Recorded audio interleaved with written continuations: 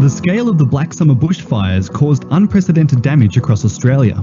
33 people died, more than 3,000 homes were lost, over 13.3 million hectares burnt, countless animals perished, and thousands of people's lives were changed forever.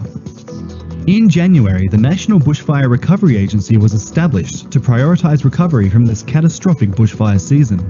Our initial $2 billion recovery fund ensures communities from the 113 local government areas are supported throughout recovery. Around $1.8 billion is already being distributed across the country. We're here to help lead and coordinate the Commonwealth-supported recovery and rebuild. We're collaborating across all levels of government, connecting communities and communicating with everyone we can. We want bushfire-affected communities to recover and build a resilient future. We put bushfire-affected individuals and communities at the centre of everything we do. With the rapid spread of COVID-19, new challenges arose in bushfire recovery. People starting their recovery journey were now faced with further isolation, a new focus in the media, and the fear of being forgotten. Bushfire support centres around Australia were forced to shut. We knew we had to act quickly to keep delivering help on the ground. With just 2 years to help bushfire-affected communities recover, we had to adapt. We chose to utilise digital platforms to connect with affected individuals and get the message out that help was available. We improved website readability and accessibility, reducing load times, boosting our SEO, and adding new ways for people to speak with us directly via a Contact Us form and chatbot plugin.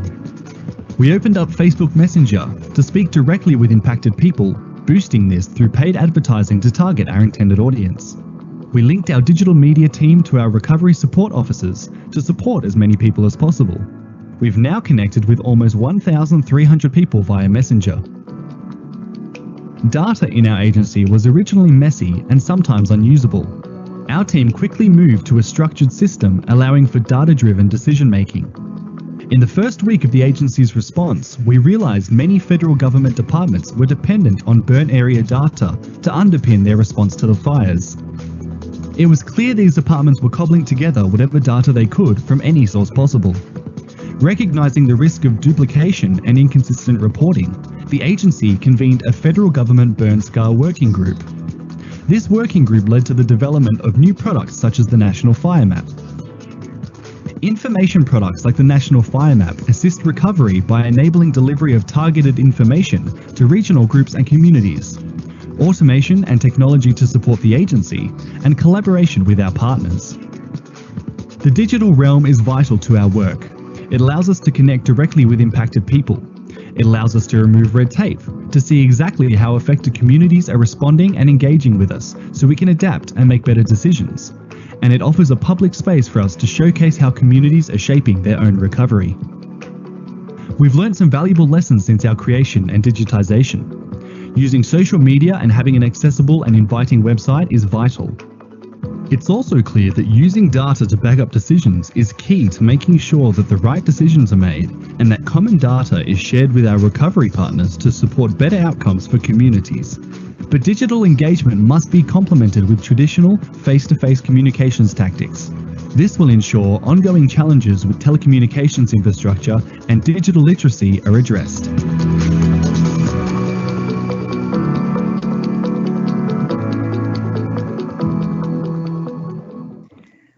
Well, good afternoon, everybody. Welcome. It is terrific to have you all here. We are very lucky to be joined by two excellent panellists today who I will be introducing to you in a moment. But can I start by welcoming everybody who has joined for our panellists' benefit. We have several hundreds bank staff from all over Australia and from all different banks, large and small. Many of the people who are online with us this afternoon have responsibility in their bank for direct disaster response, and others are working in hardship teams supporting customers long after the disaster has come and gone. Wherever you are in Australia, I do want to acknowledge that here in Sydney, we are gathered on Gadigal land, the people of the Eora Nation, and I pay my respects to their elders, past and present, and to those emerging. I'll be introducing our panellists and asking them a few questions to get us going, but this is an interactive live event and we look forward to hearing the questions that we have from people who've joined us. Can I just say to people, if you do have questions, if you look to the top right of your screen, you will see a facility that says live Q&A. If you can press that and put your questions or submit your questions, we will do our best to get to as many of them as we can. I think we all know that the bushfires of 2019 and 2020 were unprecedented in severity, and we all know that their impact will be with us for many years to come. Since those bushfires, our banks have been very focused on supporting customers who were affected by them and other natural disasters, and on improving the way that we respond collectively as an industry. Given the scale of these disasters, I don't think there's anybody in any sector that was involved in them in any way that hasn't learnt something from them and isn't looking to how they could improve their response in future. The role of banks during these sorts of crises is to mobilise hardship teams to respond to customers' need for help. And that's in two phases. Firstly, many customers need instant access to cash, when they're right in the middle of the disaster. But for many months and often years after that, they need the support of their financial institution to get back on their feet. Banks understand that restoring people to a position of financial well-being is a very, very big part of their recovery personally and of the recovery of their community. During the last bushfire season, Australian banks provided grants of over $7 million and helped 3,500 customers with financial relief packages. Some of those customers also received a loan repayment deferral as they unfortunately went on to be impacted by the effects of COVID-19. Some of the lessons that the banking industry has focused on after the summer of bushfires is firstly the need for bank staff and many others to be able to understand better what support is out there for customers. So a well-publicised directory of all relief options would make a very big difference. Secondly, providing banking support to communities actually during the incidents or immediately after. We did experience a number of situations, excuse me, where we were unable to deploy mobile ATMs because of a lack of coordination points with state police and in some cases difficulties with local government permitting requirements. I'm sure there are things we could fix.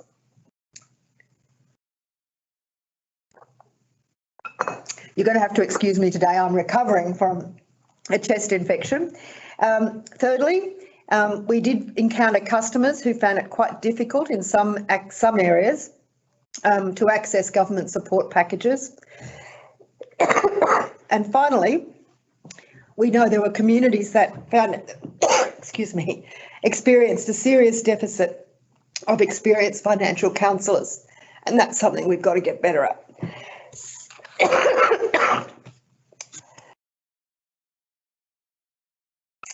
My apologies. Now I'm going to introduce our two panellists, and I'm going to sound very hoarse while I do it. Firstly, I'm delighted that we could be joined today by Liz Innes. Liz is the Mayor of Eurobodalla Shire. Liz was born and raised in Batemans Bay to a family with many generations of connection to the land and sea. She became Mayor in 2016. Congratulations, Liz. Liz has a strong interest in land use planning, tourism and business development, and is a very strong advocate for her local community. Liz's leadership was much needed during the bushfires. 80%, staggering statistic, Liz, 80% of her shire was burnt. Tragically, 3 lives were lost, and Liz had to defend her own property when it came under threat. She has a great passion for her shire and is one of its strongest advocates. Major General Andrew Hocking has a long and distinguished military career. He graduated from the Australian Defence Force Academy and the Royal Military College of Duntroon. His service includes 2 tours of East Timor and 2 tours of Afghanistan. Some of his other postings have included as an instructor at the Royal Military Academy Sandhurst, at the United States Pacific Command, and a time during at the Department of Prime Minister and Cabinet as a Defence Policy Advisor. In January 2020, Major General Hocking was posted to lead the national bushfire recovery, and he will be known to a number of people, I think, on this call. Excuse me. I'm going to let these people talk so that I can recover my voice a bit. I'm going to start with you, Liz. I think it'd be good to hear some time on now, how is the community going, and how has your community retained its sense of cohesiveness and identity after such a devastating disaster? Well, thank you for that question, and thank you for the introduction. And I'm delighted to be here today because, as you said, I am a really strong and passionate advocate for my beautiful community that's been through so much. And any opportunity that I can get to work so that we can all make things better. We know that disasters like this will happen again in the future, and if we can learn lessons and take it forward so that next time it happens, the impacts are lessened, then, that's a job that we're all willing to step up and take for sure. As far as my local community is concerned, it's obvious to anybody that COVID certainly came at a time for us on that road to recovery when, it was probably the worst time for it to could have occurred. And whilst I know that many in government agencies, many in the private sector, everyone involved in recovery were mindful that we needed to keep the momentum going, it certainly did have an impact. Even at times, if that impact was just on the psyche of people feeling like they had been forgotten. And there was always going to be an element of that no matter what through that process, because obviously in the initial days when you see so much happening and, we had the Army here distributing donated goods, which was so fantastic because, as we've seen in other places, you almost get overwhelmed with people trying to want to help and support your community. But when you're struggling with just getting the basics as communication and power and our road networks back up and running, to have that kind of added, not going to say burden, but added workload on our community at times, we were really grateful for the help and the support from the Army at that stage. And I think that's probably a lesson going forward we could take. But to fast forward on to where we are today, I think in many ways our community has come to a realisation that we've been dramatically impacted, not just as individuals but as a community, and the realisation that these things are going to take time. We all keep saying that the road to recovery is a very long one, but I think when people start to experience just what that means firsthand and the reality of that starts to set in, coupled with what we've been with through the isolation and, the slowing of recovery through COVID, I think that has at this stage had another, unseen impact on the psyche of our community. But on the positive side of things and the experience that we went through, we saw this beautiful coming together of our community and people really starting to value and look at just what community does mean. And I think there's another bit of a refocus of that starting to happen. Since the fires, we've now seen, as you said before, there were over 501 homes lost and 882 destroyed outbuildings, commercial buildings, etc. lost. But since then, we've seen 246 bushfire rebuild development applications have been received, and out of those 205 have been approved. And we've got 10 residents that are back in their homes, which is fantastic. But that has been a massive effort. As you can imagine, we are already under strain as many local government areas to find people to work in our building approvals department. So we did collaborate with the Western City Council and they were very generous in those early days in sending us down members of their planning team. But once again, COVID made them have to return. But we were very grateful for that help and support in that space. And with some of our services, you know, we have 810 clients registered through our recovery centre. And, you know, we've got 11 caseworkers, so you can imagine the workload and the numbers that they're having to deal with of people that are still very fragile. So in that, they're actively and engaged and working with 610 people. At the moment with housing and accommodation, there's 335 residents have sought assistance with their housing situation. Approximately 128 of them are living in a pod, shed or caravan or other temporary makeshift dwellings. And for them now, a year on, that is the added pressure of where do they go to next? These pods and things are temporary. And we certainly need to make sure that we start to look at transitioning. I will wind up. And 8 of those clients are homeless. So look, that's just a snapshot of where we are, but we're starting to pull things back together. We are still incredibly strong and supporting each other as best we can. Well, congratulations on the efforts that your council has made, Liz. I think it's one of the perverse things about natural disasters, in my observation. More often than not, they hit in council areas where the council is quite a small council, doesn't necessarily have a lot of resources, and it can be a very, very challenging responsibility. So good to hear some good news coming for those people. Andrew, and beyond the area that Liz is talking about, you've visited many of the areas, most of the worst affected. I'd be interested in what you think are some of the major obstacles that communities face when they are trying to bounce back after an event like this. Yeah, thanks, Anna.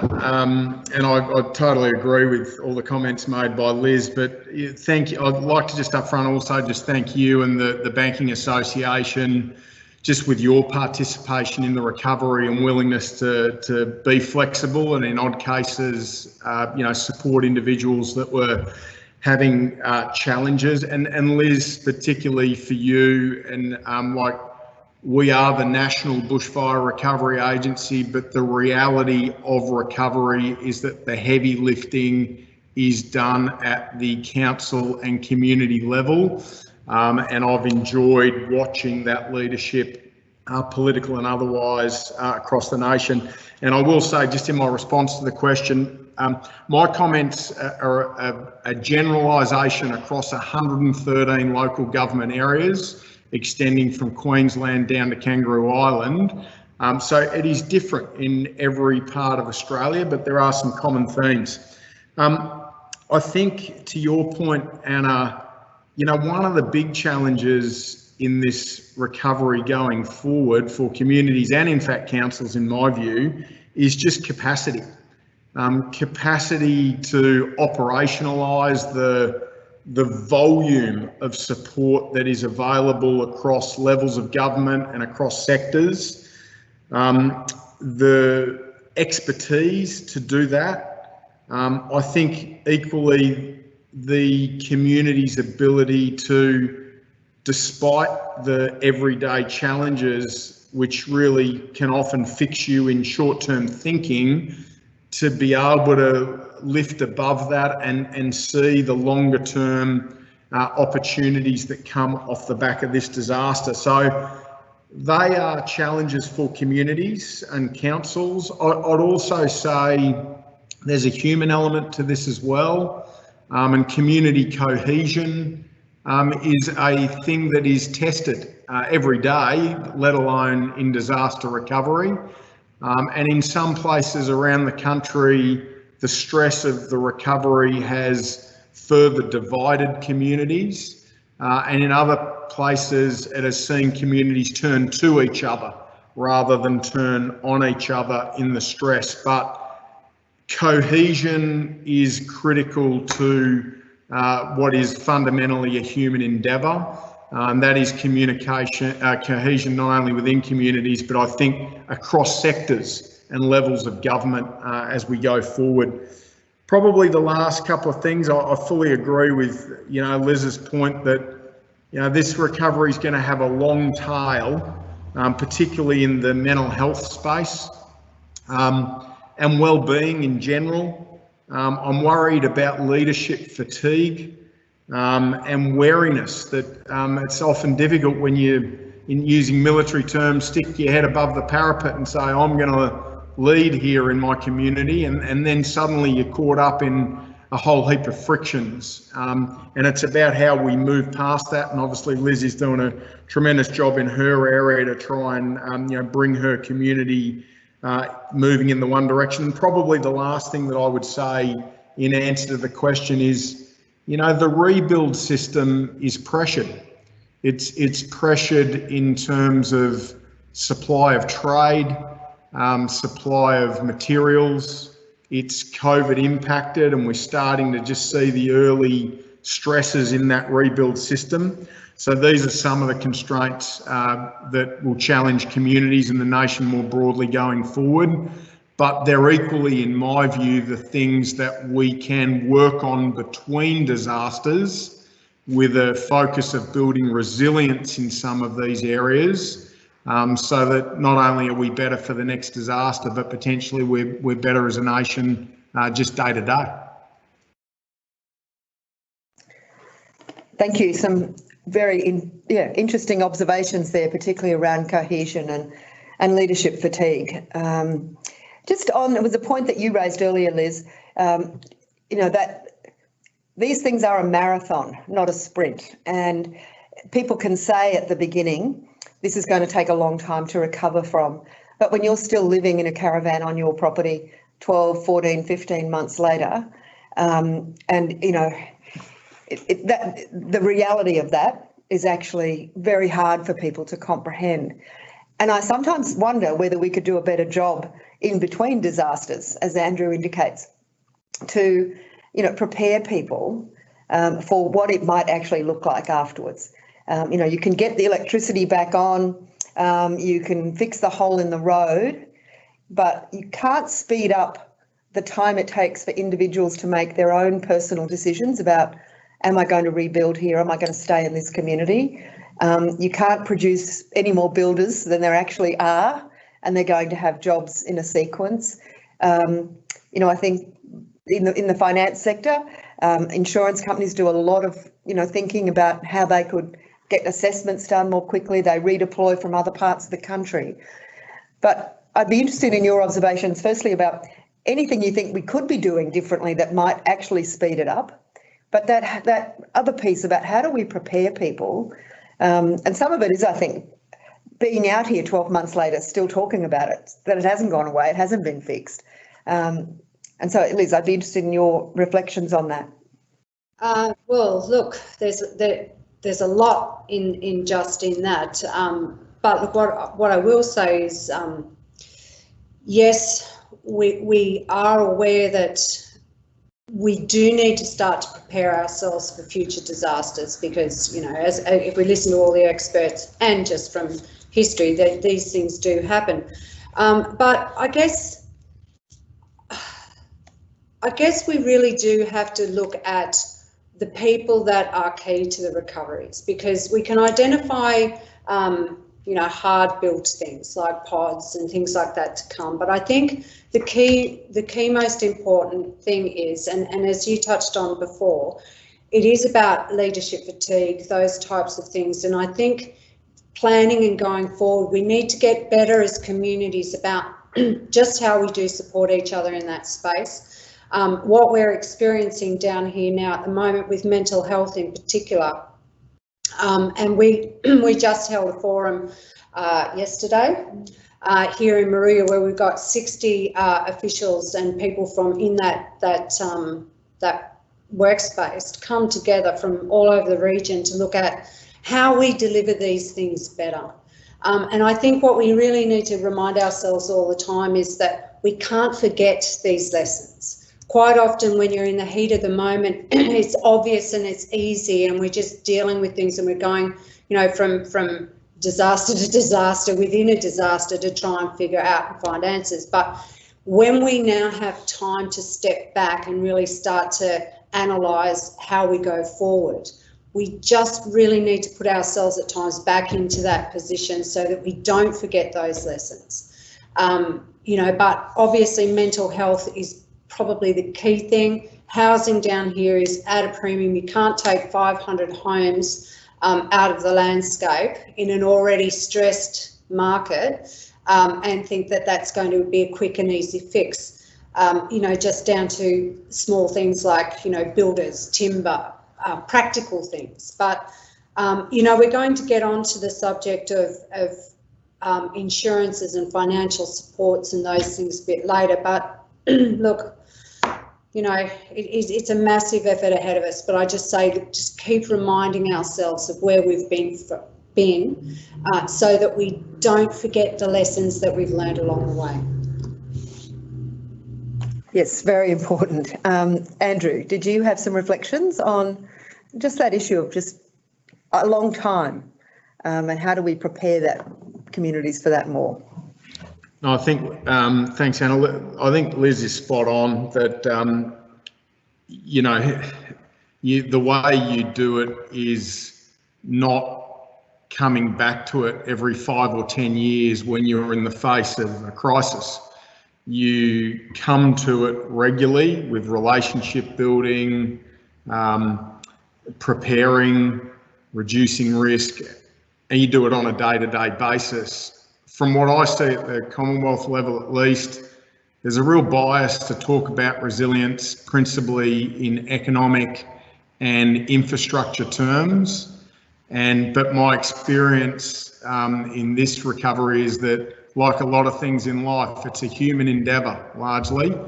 And I think when we need as a nation to start broadening our perspective of resilience to include infrastructure and economic resilience, but equally to include human and social resilience, and of course environmental resilience. And by doing that, the system, I guess, is balanced.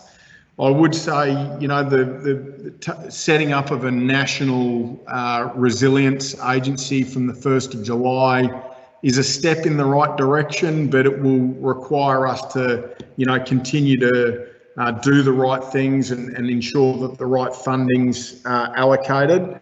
But I think they're the main things from my perspective. And if we can, off the back of this recovery, maintain the cross-jurisdictional, cross-sectoral trust and connections that we have formed through it, and then retool them to build resilience and keep them warm for the future branching into a recovery, that alone will put us in far better stead than this recovery. I think from the point of view of the financial sector and the people on the line, many of those who are working with people who experienced these fires will tell you that there is a world of difference between those customers who are adequately insured and those who aren't, and also that financial stress. At the best of times, even when there's not a disaster, financial stress can be a very big contributor to serious mental health problems. And certainly post a disaster, it's one of the first things people worry about is the financial well-being of themselves, their families, particularly if their workplaces have also been impacted, or how they make their living. So if it affects a family farm, for example. And I think one of it goes to your point, Andrew. Often when we have public campaigns to warn people to get ready for cyclone season or bushfire season, we talk about very practical things like, making sure you've got batteries for your radio, you've got fresh water, you've got sandbags or whatever it is. But very rarely have I ever heard public campaigns that say, and check your insurance, because often people are underinsured simply because, they just haven't got around to having it reassessed. The property's been in the family for a long time. And I wondered if you think that there's space somewhere in that resilience piece, because being adequately insured is actually one of the most important parts of financial resilience. And if we could have more people, in that position, I think that, many of the people on the line here would tell you those customers are ones that they can really get back on their feet. Other people will experience a financial deficit in their lives, either for the rest of their life or, for more than a decade. So how do we get that message out? Yeah, I think absolutely this, a lot of, and I really like the way you sort of described that once the financial piece starts to be stressed, then that has knock-on effects to the mental health piece. And of course, that then has knock-on effects to all other parts of the day-to-day life system, both individually, community, and I guess all the way up to nationally. So how do you do it? Look, I think from my perspective, there's two schools of thought. There's people are risk takers, and they take risk and then expect governments to bail them out when the risk plays out. I hear that, and there's a school of thought there. There's a school of thought that people are not risk informed, and as a result, they don't know what risks that they're taking. And probably both things are true to varying degrees. I'm probably a little bit more trusting of society in general, and its ability to balance its own risks and make decisions at individual, community and collective and high levels, providing it's actually risk informed. And so for me, there will be some people that of their financial risk, their health and welfare risk and other risks, they'll ignore it. But I think they're in the small numbers. And at the end of the day, investing in changing that behaviour is probably a lost cause. But I think there's a large percentage of the Australian community that want to manage their risks, but they don't have the tools or information, potentially earlier education, to do that. And in my view, that those tools, that education, both at an individual level, a community level, and all the way up to the national level, to be able to regularly check in with where are we sitting with our risk across all our aspects of life or society. I think that alone will go a long way to driving good judgments, decisions at individual and national level, that as that all combines, reduces risk, reduces stress, reduces cost and everything in between. So education and information in an ongoing way, I think, is a big key.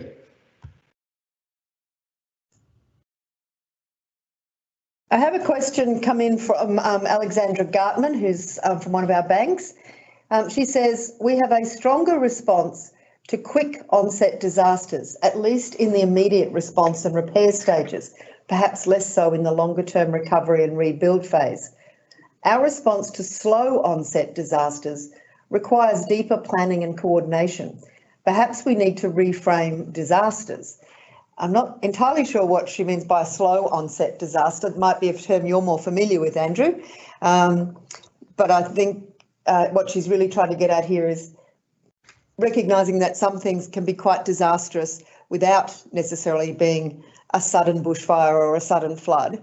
And how do we perhaps think about resilience in that context as well?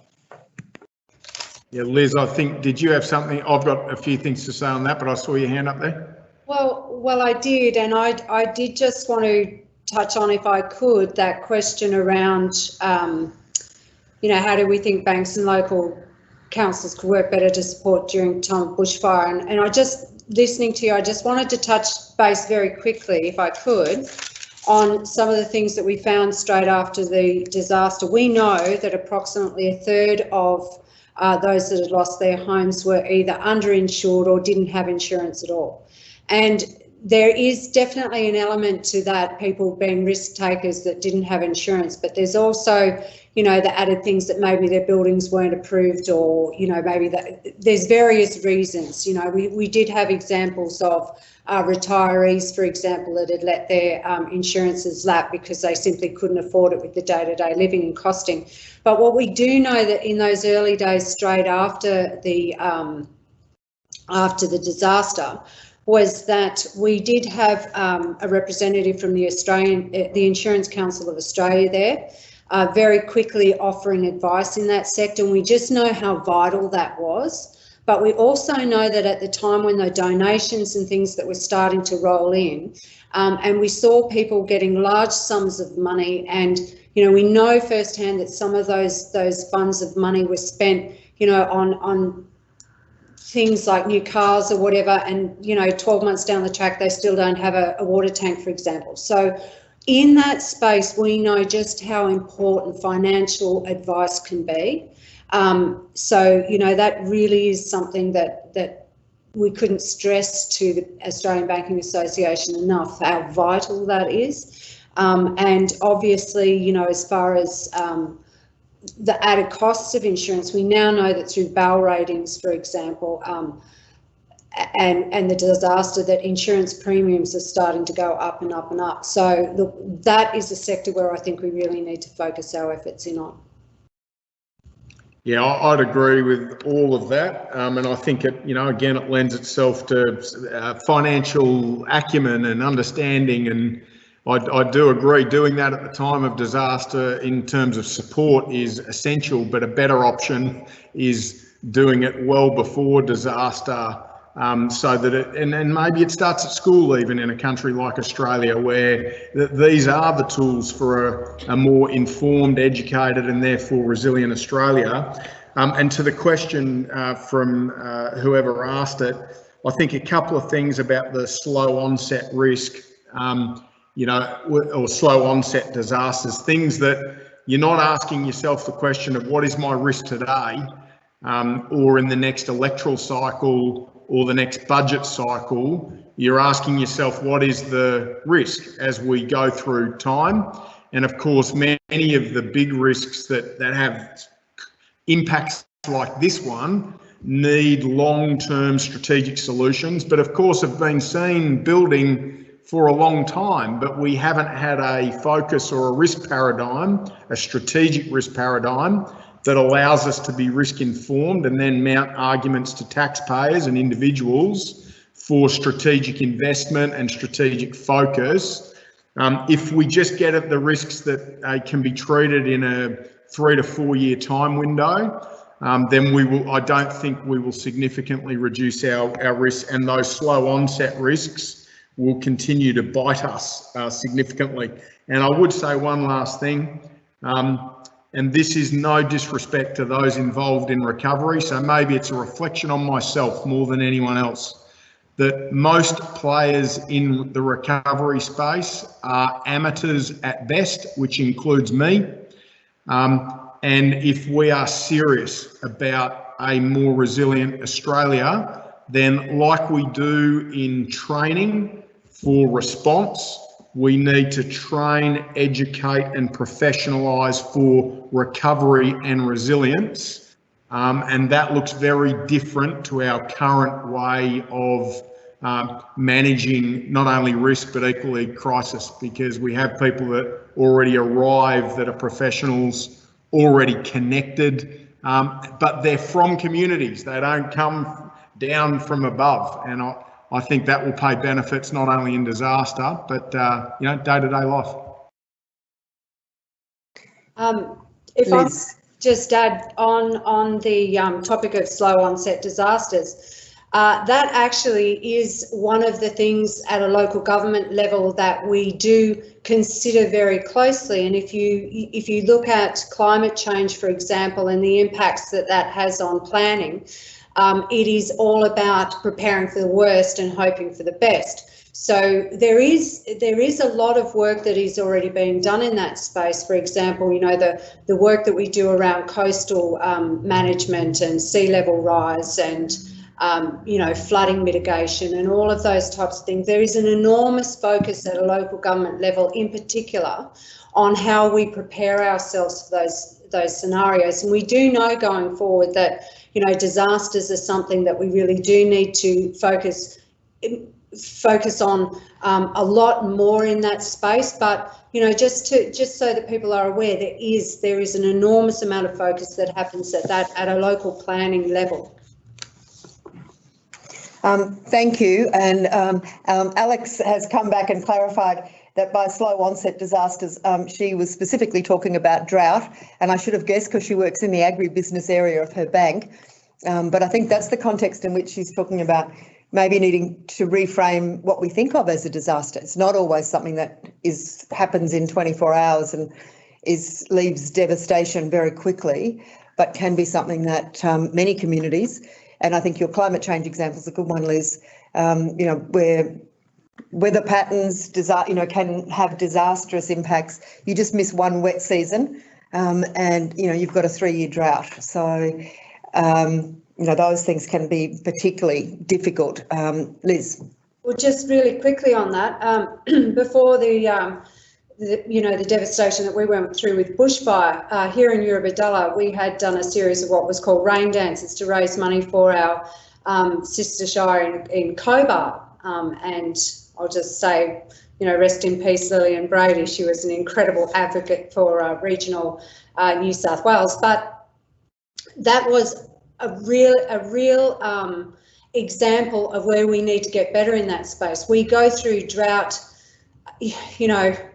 consistently over the history of Australia, and not once have I ever seen a federal government, or for that matter a state government, really step up and tackle what do we do in those circumstances. We're always reactionary, and the question is very valid in the sense that we've got to stop being reactionary to these things, and we've got to start being really prepared for these things to happen. So, I fully understand that, and I better understand the question, but my answer is we need to start getting prepared for these things, and we need to have, strategies in place before they happen.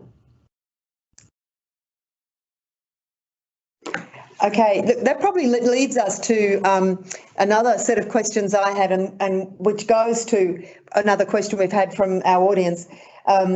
Andrew made a great point around needing cohesiveness, not just at a community level, but across government and different sectors. I wonder if he has any learnings during his time at NBRA about how best to build this kind of institutional cohesiveness. And I particularly would be interested in your view on that, Andrew, in the context of the federal government's decision to put in place a standing National Resilience Relief and Recovery Agency.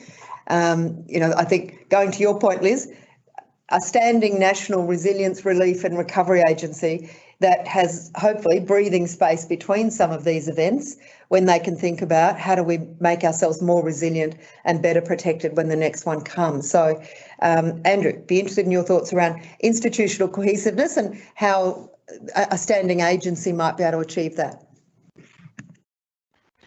Yeah, thanks, Anna. Hang on, I'm not sure. Am I unmute? Oh, no, I've got to unmute here. How's that? Can you hear me? Yeah, that's better. Thank you. A great question. In an odd sort of way, people talk about institutional cohesion, and I don't, it's not between institutions and sectors and levels of government. They're inanimate objects. It's about humans, and humans.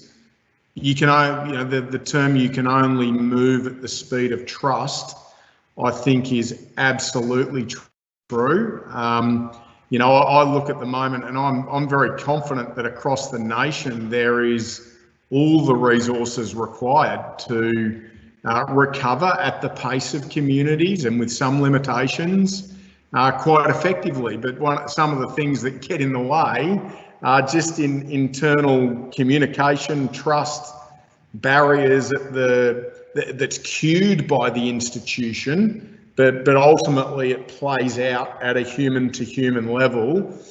So look, I'll just go back to the basics, and one of the things a National Resilience Agency can do is to continue to convene and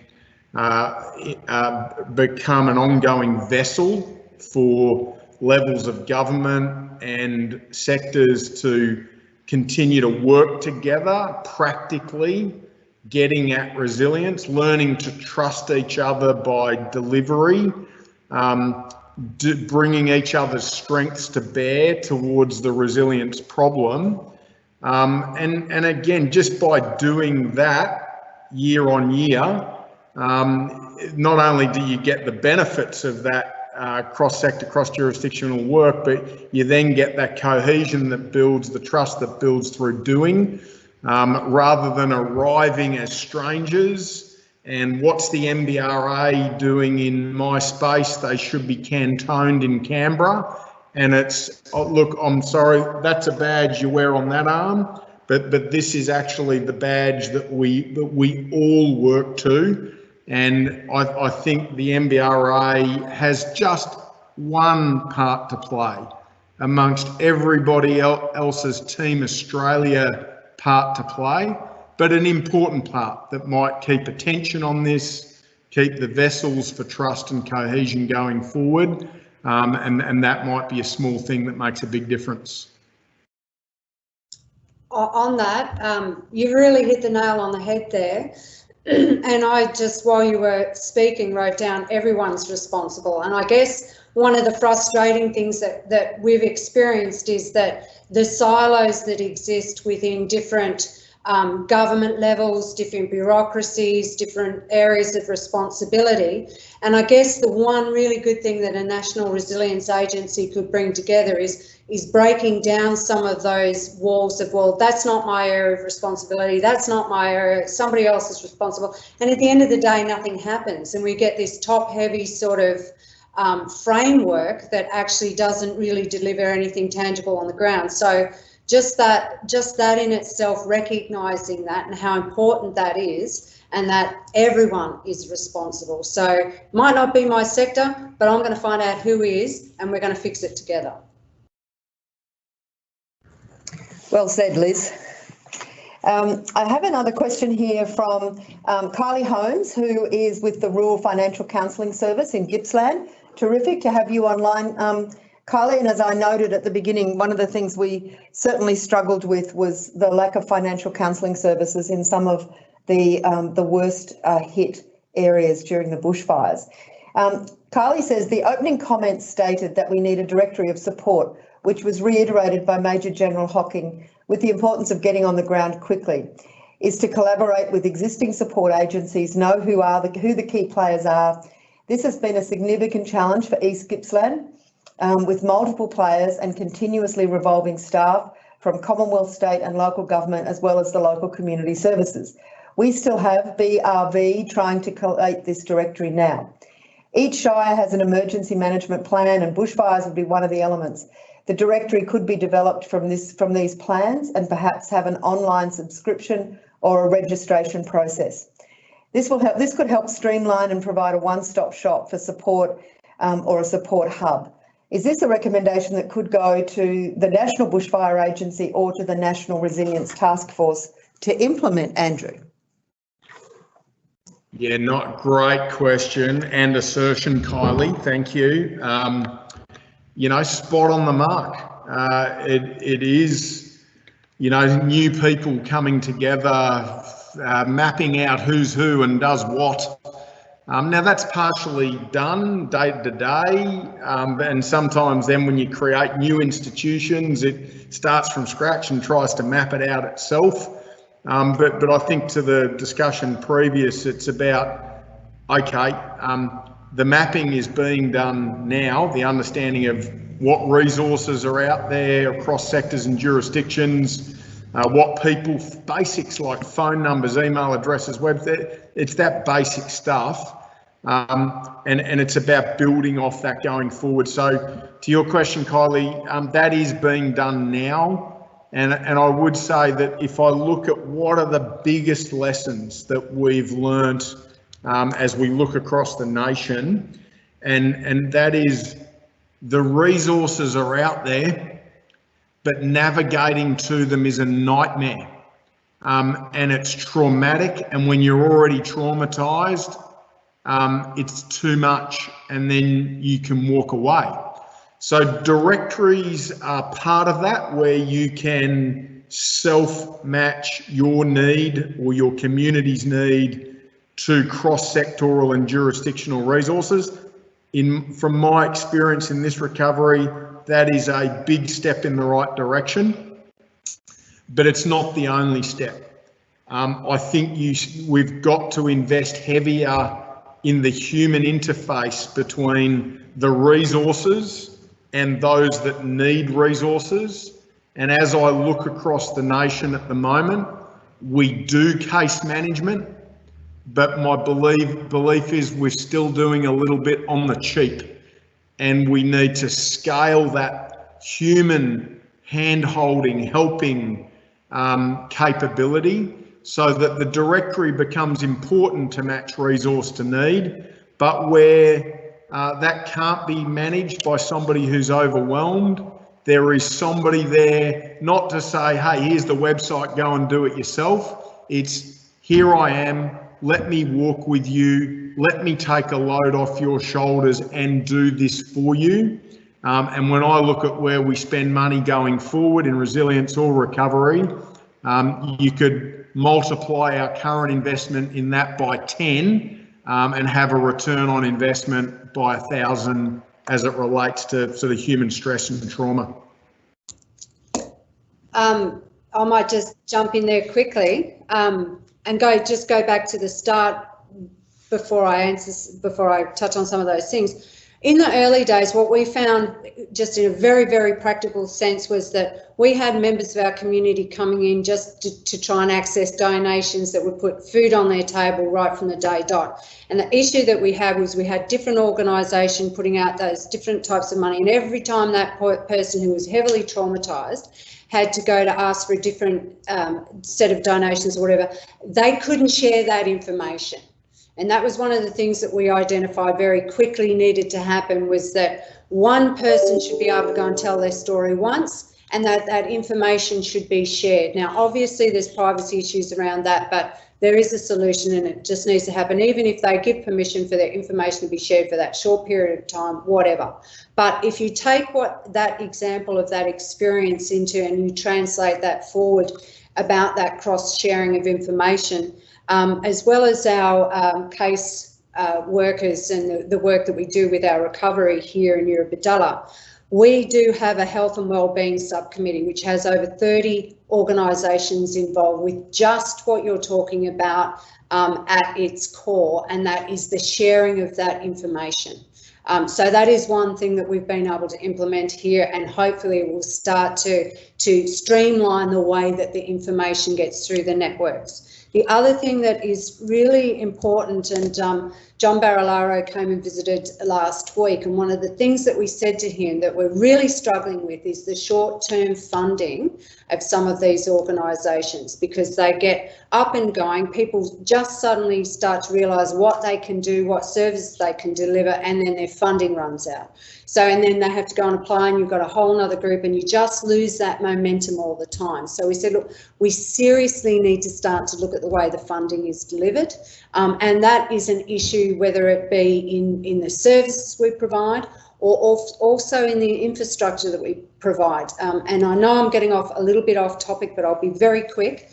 If you look at recovery for a place like Mogo, for example, and the infrastructure that we all want to see and the community want to see there, they can identify, let's say, their top 10 priorities. And then it's up to council to have to go and identify where that pot of money, that funding is available. And then we've got to put an application with everybody else in.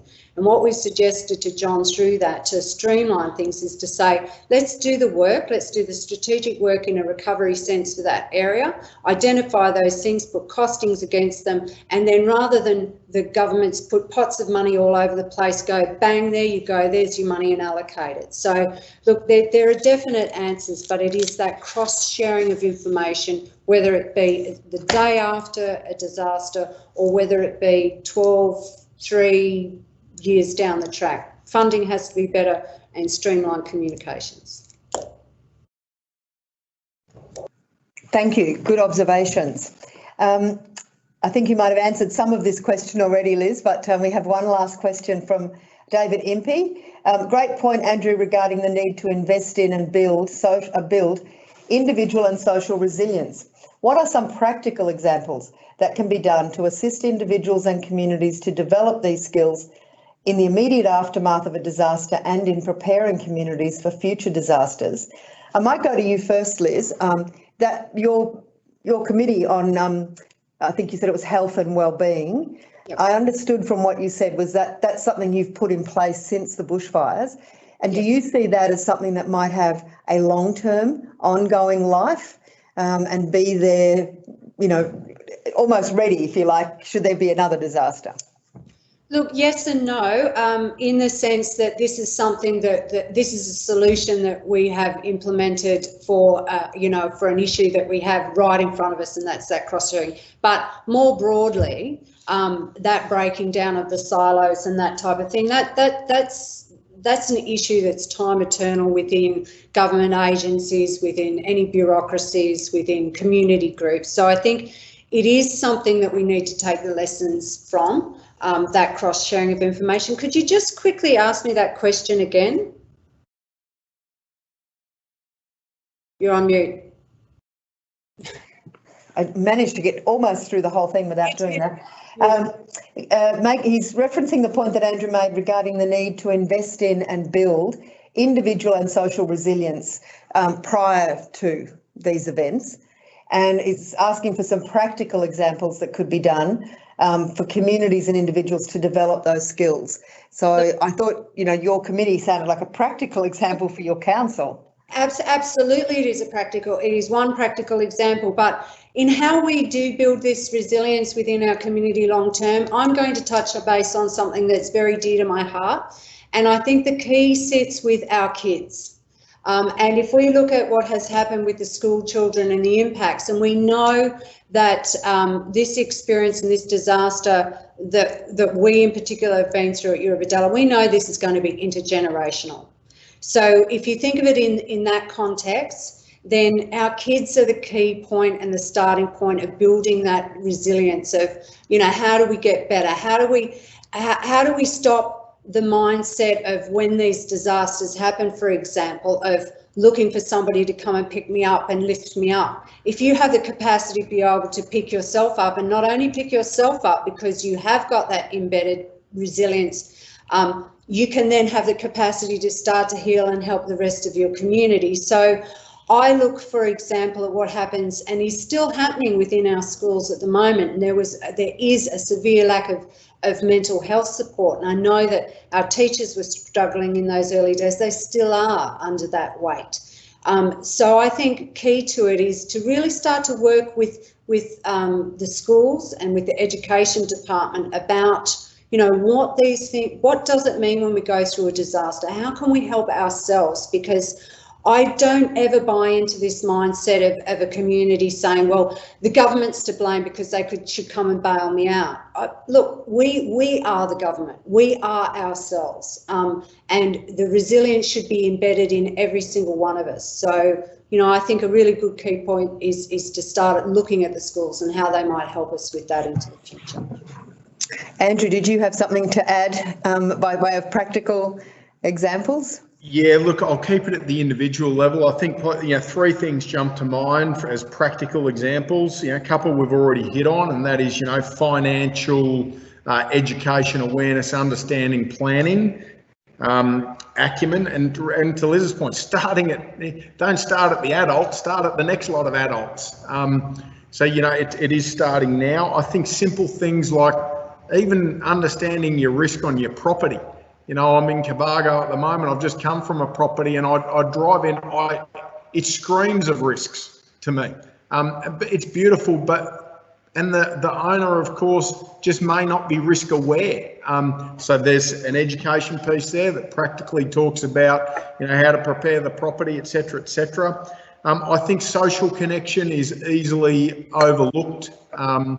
And these are the things that from an individual level, day to day, we can build programs that not just involve kids, but adults in connecting socially. It just makes us a better society, let alone more resilient for disaster, where you got to turn to people that you trust and you've already got the connections there. And I think health and wellbeing is a huge one. Through every disaster that every country's had, but particularly Australia, we have turned it into something that is a moment of national benefit. And we have struggled in Australian culture for people to reach out from a mental health perspective for decades. And, you know, I'm talking to farmers now that get it. They actually go, you know, I get it now, and that they can be champions for change.